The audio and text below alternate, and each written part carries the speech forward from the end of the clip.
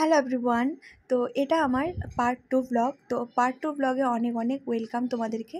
তো পার্ট 1 ব্লগটা আমি পোস্ট করেছিলাম ইউটিউবের মধ্যে, তোমরা দেখতে পারো পূজাস ডেলি ব্লগসে। তো এটা হলো পার্ট 2, সন্ধ্যার দিকে আমরা ঠাকুর দেখতে যাচ্ছিলাম। তো সারাদিন কী করেছি না করেছি সেটা কিন্তু পার্ট 1-এ আছে, তোমরা অবশ্যই আমার চ্যানেলে গিয়ে তোমরা দেখতে পারো। তো তোমরা যদি নতুন হয়ে থাকো অবশ্যই আমার চ্যানেলকে সাবস্ক্রাইব করে দিয়ে দিও, আর পাশে থাকা বেল বাটনটা তোমরা প্রেস করে দিয়ে দিও। আর আমার এই ভিডিওগুলো যদি তোমাদের খুব ভালো লাগে অবশ্যই লাইক, কমেন্ট আর শেয়ার করে দিয়ে দিও।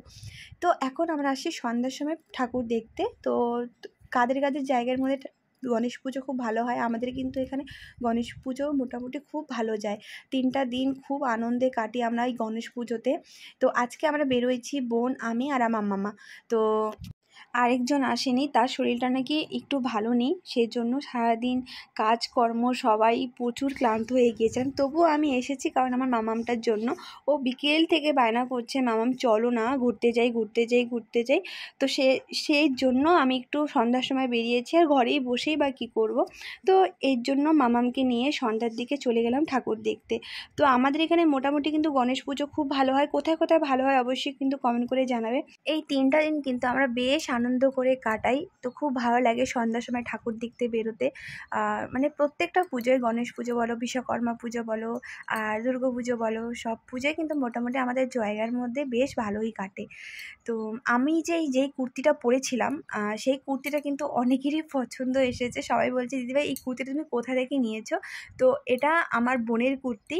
আর তোমরা তো জানোই বোনরা থাকলে পরে ওর ড্রেস আমি পরবো আর আমার জামা কাপড় ও পরবে, এরকম একটা কিন্তু সময় সবার মধ্যেই থাকে। তো এই কুর্তিটা কিন্তু আমার বোনের কিন্তু। তো এটা নিয়েছে মিশো থেকে, তখন অফারে ছিল তখন নিয়েছিল। এখন হয়তো দামটা মোটামুটি আছেই ভালোই। তো যাই হোক, তো মাম্মাম আর দেখো মাম্মামের বন্ধু, তো একই টিউশনের মধ্যে পড়ে এরা। তো বেস্ট ফ্রেন্ড যাকে বলে, মানে দুজনেকে ছাড়া যাবেও না কোথাও, আর এরকম মানে খাবেও না, এরকম কোথাও গেলে পরে। হঠাৎ করে মেলাতে দেখা হয়ে যায় তার বন্ধুর সাথে, মানে দুজনই হাত ধরে কি সুন্দর করে যাচ্ছিল। আর এখানে একটা মানে বিপদ, মানে দাঁড়ানোর সম্ভাবনা ছিল, বাট কেটে গেল। মানে ওই বন্ধুকে দেখছে আমার মাম্মাম, ওই বন্ধুকে মানে ওরা তো আলাদা ঘুরছে আর আমরা আলাদা ঘুরছিলাম। তো বন্ধুকে দেখতে পেরেছে, তো আমি তো তাদেরকে দেখতে পারিনি। তো কি করছে, আমি তো প্রসাদ খাচ্ছিলাম, তো মামাম কি করেছে অন্যজনের হাত ধরে যাচ্ছিল। আমি হঠাৎ করে চোখে পড়লো মামাম আরেকজনের হাত ধরে যাচ্ছিল ওর বন্ধুকে খুঁজতে গিয়ে। আমার এতটাই ভয় পেয়ে গিয়েছিল, আর তোমরা জানোই মানে বাচ্চারা এক নজরে গেলে, ফট করে হারিয়ে গেলে পরে কতটা ভয় লাগে, প্রত্যেকটা মাই হয়তো বুঝতে পারো। আমার এতটা ভয় লেগে গিয়েছিলো, তখন থেকে ওর হাতটা আমি ছাড়ছিলাম না, কারণ ও যা মানে বন্ধুকে দেখেই ও হাতটা ছেড়ে দিচ্ছে এরকম। তার জন্য মামার আর হাতটা আর ছাড়ছিলাম না। তো আজকে তো বোন আর আমি গিয়েছিলাম, কালকের ব্লগটাও কিন্তু আমি এখানে অ্যাড করে দিয়েছি, সেখানে আমরা 3 বোনই ঘুরতে গিয়েছিলাম। এই 2 দিনের ব্লগ আমি এখানেই অ্যাড করে দিচ্ছি। বোন থাকলে কিন্তু বন্ধুর কোনো প্রয়োজনই থাকে না, তাই না? তো এই যে যখনই আমরা মানে যেখানেই যাবো না কেন ঘুরতে, আমরা কিন্তু এই 3 বোনই যাবো। আগে আমি আর আমার বোন ছিলাম, আর এখন আরেকজন আসছে, মানে আমার ভাইয়ের বউ। তো আমরা এখন 3 বোনই, যেহেতু আমি ওকে বোনের থেকেও বেশি বলতে গেলে আমি মানি তাকে। মানে আমরা 3 বোনের মতনই দেখতে, সবাই বলে নাকি আমরা 3 বোনের মতনই দেখতে, একই রকম লাগে।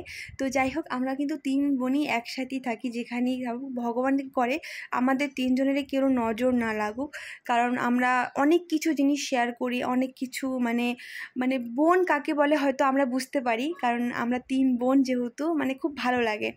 তো হ্যাঁ, এখন আমি একটা কথা বলি, অনেকই বলবো না। তো মানে কিছুদিন আগে আমাকে মানে একজন বলেছিল আমাদের জামা কাপড়ের নাকি প্রচুর শো অফ করি, রেস্টুরেন্টে খেতে অনেক শো অফ করি, বরের টাকা উড়াই। তো এই জিনিস সত্যি কথা বলতে আমার মোটেও এই জিনিসটা খারাপ লাগেনি, যে আমাকে কেনই এত কিছু বলতে গেল। অবশ্যই তার নজরে হয়তো আমি শো অফটাই মানে করেছি, মানে সবার নজর তো আর সব রকম থাকে না, প্রত্যেকটা মানুষের নজর প্রত্যেকটা রকমেরই থাকে। তো এটাই বলবো, হয়তো ওর নজর দিয়ে আমার সব কিছু শো অফ আজ আছেই, মনে হয় শো অফ আছে, বা ওর সব কিছু হয়তো আমার শো অফ লাগে, এরকমই একটা ব্যাপার। কেন ওকেও আমি দোষ দিব না যে কেন আমাকে বলতে আসছে, আর আমিও বা কেন ওকে টেরা কথা গিয়ে বলবো। তো এটা হয়তো আমার মনে হয় না যে তাকে অনেক কিছু বলার, বা আমি বা কে তাকে এত কিছু বলার। তো হ্যাঁ, এটাই বলবো, দেখো বোনরা থাকলে পরে কিন্তু একটা কথা আমি ওকেও বলছি না, আমি সবাইকে বলছি, তোমরা হয়তো সবাই জানো যে বোনরা থাকলে পরে কিন্তু জামা কাপড় বা অনেক কিছু ড্রেস কিন্তু মিলেমিশে পরি, আমরা কিন্তু সত্যি মিলেমিশে পরি। তো মানে আমাদের জামা কাপড়ের কোনো কমই থাকে না, কিন্তু সত্যি বলতে একদম কমই নেই আমাদের জামা কাপড়ের। যে মানে আমি যদি কোনো একটা নতুন কিনি তো আমার বোন সেটা কিনবে না, এরকম আমরা শেয়ার করি জামাগুলো, আমরা ড্রেসগুলো শেয়ার করি কিন্তু। আর বরের টাকা কথা, মানে দেখো আমার হাজব্যান্ড কিন্তু বাইরে বিদেশে কাজ করে, অনেক কষ্ট করে ও, কিন্তু আমরা 9 মাস 10 মাস কিন্তু আমরা তাকে দেখি না। আর আমি এমনটাও বউ না যে আমি বরের এত কষ্ট করছে আমি টাকা উড়াবো, হয়তো তারা পার্সোনালি জানে না, কিছু না, হয়তো ওই যে নজরে বলে না, হয়তো ওর নজরে আমি শো অফ করাটাই, এটাই মনে হয়। তো যাই হোক, যার যেটা নজরে সেটা তো আর সাবুন দিয়ে পরিষ্কার করা যায় না, যার যেটা মেন্টালিটি সেটাই ওরা বুঝবে, তাই না? এখন আসি রেস্টুরেন্টের কথা কি বলবো, দেখো এখনকার দিনে আমার মনে হয় সবারই সামর্থ্য আছে রেস্টুরেন্টে খাওয়ার, সবাই পারে, কারণ যে দিনকাল পড়েছে আমরা কিন্তু মায়ের হাতে খাওয়া দাওয়া করি, নিজের হাতে। হ্যাঁ, আমি এটা জানি রেস্টুরেন্ট থেকে বাড়ির খাওয়া সব থেকে বেটার হয়, কিন্তু একটা কথা দেখো, এখনকার দিনে কিন্তু সবারই ইচ্ছে থাকে একটু রেস্টুরেন্টে গিয়ে খাওয়া দাওয়া করবে, মাসে না হোক 2 মাস 3 মাস 4 মাস যখন আমরা কোথাও ঘুরতে গেলাম তখন দেখবে আমরা তো বাড়ির খাবার পাই না, অবশ্যই আমরা রেস্টুরেন্টের খাবারই খাই, কিন্তু বাড়ির খাবার কিন্তু তখন খাই না। যখনই ধরো আমরা কোথাও ঘুরতে গেলাম, পুজোতে গেলাম, কোথাও গেলাম ঘুরতে, তখনই কিন্তু আমরা রেস্টুরেন্টে যাই। ওই রেস্টুরেন্টে গিয়ে এখন যেহেতু সবাই ব্লগার বলতে গেলে নতুন নতুন রিলস বানায়, ব্লগ করে, সবাই করে, আগের থেকে অনেক করে, আমাকেও হয়তো তোমরা অনেক আগের থেকেই চেনো। আমি ছোট ছোট জিনিস সবার কাছ থেকে শেয়ার করি, তাই বলে কিছু মানুষের যদি এটা শো অফ লাগে তাহলে আর কিছু করার নেই। শো অফ একটা আলাদা জিনিস, আর দেখানো কিন্তু একটা আলাদা জিনিস, সেটা হয়তো অনেকেই জানো। শো অফ কাকে বলছে? শো অফ হলো এমন একটা জিনিস যে তোমাদের কত গয়না, তোমাদের কত টাকা আছে, মানুষ বারবার একটা জিনিস দেখাচ্ছে, তাকেই বলে শো অফ। আর দেখানো কি, আমরা কোথাও ঘুরতে গেলাম সেই মুহূর্তটাকে তোমাদের সাথে শেয়ার করলাম, আজকে রেস্টুরেন্টে খেতে গিয়েছি সেটা তোমাদের সাথে একটু শেয়ার করছি, বারবার তো আর দেখাবো না, রেস্টুরেন্টের ফটো তো আর বারবার শেয়ার করব না, একবারই তো শেয়ার করছি, তাই না? তো সেটাকে মনে হয় না আমার শো অফ করা বলে।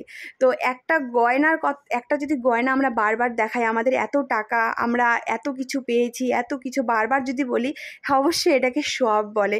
শো অফ আর হিংসা এগুলো কিন্তু 2 প্রকার থাকে, হিংসা কিন্তু মোটেও একদমই না, এটা সত্যি কথা। দেখো আমি যে আমাকে বলেছে তাকেও কিন্তু আমি মোটেও একটা কথা আমি কিচ্ছু বলিনি, কিন্তু আমি এটাই বলতে চাই, দেখো রেস্টুরেন্ট হোক বা জামা কাপড় হোক বা বরের পয়সাই হোক, সেটা নিজের ব্যক্তিগত ব্যাপার, আর কেউ আমার পার্সোনালটা দেখেনি। আর একটা কথা বলি, আজকের দিনে তুমি যদি লবণ ভাত খাও কেউ তোমাকে দেখতে আসবে না, তুমি যদি ফাড়া ড্রেসও পরে থাকো কেউ কিন্তু তোমাকে দেখতে আসবে না, তুমি কেমন পোশাক পরে আছো, ঘরের মধ্যে কি খাচ্ছ, কেউ আসবে না তোমাকে দেখতে, কেউ ভালো মন্দও তোমাকে বলবে না, তুমি কি দেখাচ্ছ তাদেরকে সেটাই নিয়ে কিন্তু মানুষ সমালোচনা করবে।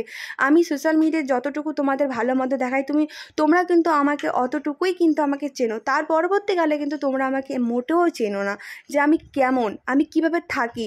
হয়তো আমার আশেপাশের লোক হয়তো আমাকে দেখে, আমার ফ্যামিলি মেম্বার দেখে, আমার নিজের কাছের মানুষগুলোই দেখে, আমার কাছের বন্ধু বান্ধবগুলো দেখে, তার পরবর্তীকালে কিন্তু সোশ্যাল মিডিয়ার দূরে কিন্তু আমাকে কেউ তেমন চেনে না। যতটুকুই তোমাদেরকে আমি খুশির সুন্দর মুহূর্তগুলো সেটা শেয়ার করি, সেগুলোই কিন্তু তোমরা দেখো। আর একটা কথা আমি বলবো, প্রত্যেকটা জীবনে কিন্তু অনেক ধরনের প্রবলেম থাকে, এক রকমের এক প্রবলেম, কিন্তু আমি একটা কথা বলবো, আমি যে প্রবলেম ফেস করেছি, তোমরা হয়তো যেই প্রবলেমে থাকতে তোমরা হয়তো থাকতেই না, উপরে চলে যেতে। আমি কিন্তু এমন প্রবলেম ফেস করেছি ছোট থেকে, মানে বলার বাইরে, অনেক কষ্ট সহ্য করেছি, অনেক ব্যথা, অনেক কষ্ট, সেটা হয়তো ভিডিওর মাধ্যমে বলাটা ঠিক নয়, কারণ যার নিজ প্রবলেম আছে এটা। আর আমি বলবো, আমার আগে প্রবলেম কিন্তু খুবই প্রবলেম ছিল, মানে খুবই কষ্টের দিনগুলো ছিল, হয়তো তোমরা যদি চাও অবশ্যই পরে শেয়ার করবো। তো কেমন লাগলো আজকের ব্লগ?